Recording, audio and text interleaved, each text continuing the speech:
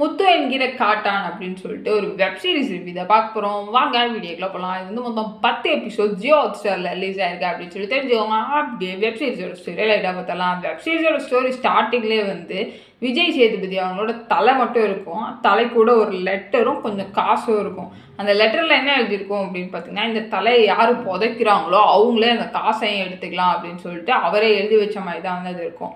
அதே ஊரில் தான் வந்து ஒரு போலீஸ் ஸ்டேஷன் இருக்கும். அந்த போலீஸ் ஸ்டேஷனுக்கு இது வரைக்கும் எந்த கேஸுமே வந்தது கிடையாது. ஏன்னா அந்த ஊர் மக்கள் எல்லாருமே வந்து பெருசாக இந்த திருட்டு அது மாதிரி எந்த ஒரு சின்ன விஷயங்கள் கூட நடக்காதனால அந்த போலீஸ் ஸ்டேஷன் சும்மா தான் இருக்குது. ஸோ அதனால் அந்த ஹையர் டிபார்ட்மெண்ட்லேருந்து என்ன சொல்லிட்டாங்க, அந்த போலீஸ் ஸ்டேஷனே க்ளோஸ் பண்ணிடலாம், நீங்கள்லாம் சிட்டிக்கு வந்து அங்கே ஒர்க் பண்ணுங்கள், எதுக்கு சும்மா அங்கே இருக்குது அப்படின்னு சொல்லிட்டு இருக்காங்க. ஸோ அந்த சுச்சுவேஷனில் தான் இந்த தலை கிடைக்குது. அதுக்கப்புறம் இதை எப்படி இன்வெஸ்டிகேட் பண்ணி கொண்டு போகிறாங்க அப்படின்னு சொல்லிட்டு இந்த வெப் சீரிஸை பற்றி தெரிஞ்சுக்கோங்க. வெப் சீரிஸ் ஸ்டார்டிங் செம்ம ஹைப்பாக ஸ்டார்ட் ஆனாலுமே கூட ஸ்க்ரீன் பிளேலாம் ரொம்ப ஸ்லோவாக தான் இருக்குது. அதனால போக போக அந்த ஸ்டோரியோட ஹைப் வந்து கம்மியாயிடுச்சு அப்படின்னே சொல்லலாம். லாஸ்ட் 2 எபிசோட்ஸ் ஓரளவுக்கு ஓகே ஈஸியாக வந்து க்ளோஸ் பண்ணியிருக்காங்க அப்படின்னே சொல்லலாம்.